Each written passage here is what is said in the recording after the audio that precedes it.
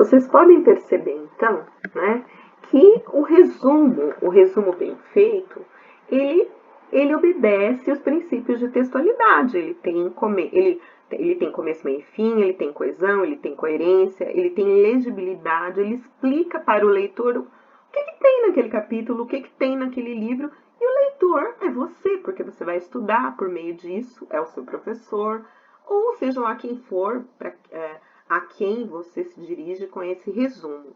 E vocês viram que eu não diria que é impossível, mas é praticamente impossível alguém fazer um bom resumo num primeiro ponto, num primeiro momento, não é? E por ser organizado em parágrafos, veja que interessante, esse texto eu já escrevi há muito tempo, eu fiz questão nem de mudar muito, né? Agora, fazendo a releitura, eu achei vírgulas a mais, vírgulas a menos, fiz pouquíssimas correções, porque era um texto de uma aluna de especialização, aliás, de mestrado, né? E veja, eu repito assim no texto todo. Eu poderia ter buscado outras palavras, né? Mas por que eu estou colocando aqui pela terceira vez o mesmo texto? Bom, para vocês perceberem que todo o texto, mesmo sendo um resumo, além de ser feito por parágrafos, ele é construído, o texto é tecido por aquilo que nós chamamos de operadores argumentativos, não é? Que são não somente as conjunções, não é? As conjunções adversativas, aditivas, não somente esses elementos, mas todas as expressões, todas as operações que reforçam o meu dizer e que unem as minhas ideias e imprimem um ponto de vista, uma voz, estabelecem um caminho para os argumentos. Então, quando eu uso a argumentação, veja, eu fiz um parágrafo de descrição, eu digo aquilo que eles dizem com as minhas palavras, né? Que a argumentação visa obter a adesão do outro, né? E aí eu venho com esse assim como uma conclusão dessa premissa. A qualidade da argumentação poderá não só, vejam que eu encontrei aqui, ó, dependerá não só das condições prévias da argumentação, mas também, né? Faltou um também aqui. Eu tenho um paralelismo sintático, né? E eu estabeleço um contraste, né? Entre as ideias estabelecidas, as ideias colocadas. Então, não só, mas também, não é? Aí tenho aqui uma afirmativa, né? Uma sindética, mas independente de vocês saberem se é sindética, se é assindética, se é subordinada, se não é subordinada, é importante que vocês saibam o valor das palavras, o peso das palavras, que cada palavra que você usa para ligar as suas ideias vai dar mais ou menos unidade para o seu texto, né? Então, veja, eu vinha falando sobre argumentação. Qual é um outro elemento que ele define? O auditório. O auditório, por sua vez, ou seja, eu uso um argumento para elencar, não é? Elencar o quê? Definições. Eu defini a argumentação. Agora, por sua vez, eu até poderia colocar a argumentação em negrito também. Ah, professora, mas a senhora traz vários termos técnicos que são do autor. Não precisaria marcar a página. Não, eu estou fazendo um resumo, eu já pus a página lá em cima, que é da 20 a 50.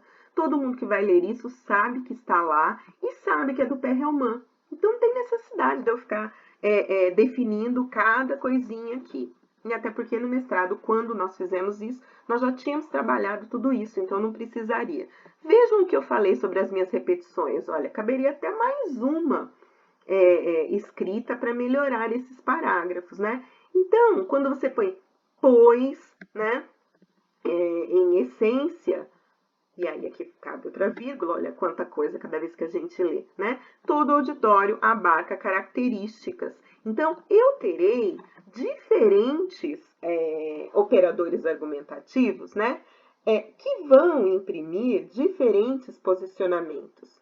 Por exemplo, quando eu vou ter operadores que indicam ideias contrárias, como mais, porém, todavia, contudo, que indicam explicação, como eu tenho porque, pois, já que, né? Que indicam, operadores que indicam um argumento mais forte, né? Mesmo, até mesmo, inclusive, né?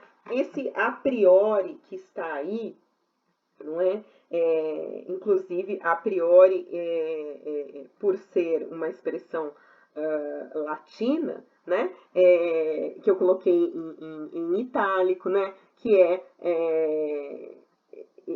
um pressuposto, né, ele é afirmado, ele é estabelecido assim, antecipadamente, né, relativo a isso. E vejam, quando eu falo de operadores argumentativos, eles são tão importantes que nós muitas vezes não nos damos conta, né? Por exemplo, se eu apagar esse contraste aqui e disser simplesmente que eles consideram, né, que a argumentação persuasiva pretende valer só para auditório, né, particular, e a argumentação convincente seria aquela que deveria obter a adesão de todo o ser racional.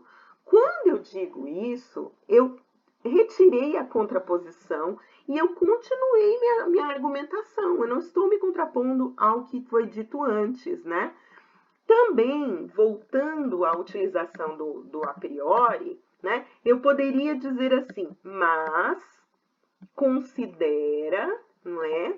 Poderia simplesmente tirar aqui e dizer, mas considera que a argumentação, mas considera a priori que a argumentação persuasiva pretende valer só para o auditório. Percebam o seguinte, quando eu mudo de lugar, quando o a priori vem no início da frase, eu chamo a atenção para o operador argumentativo.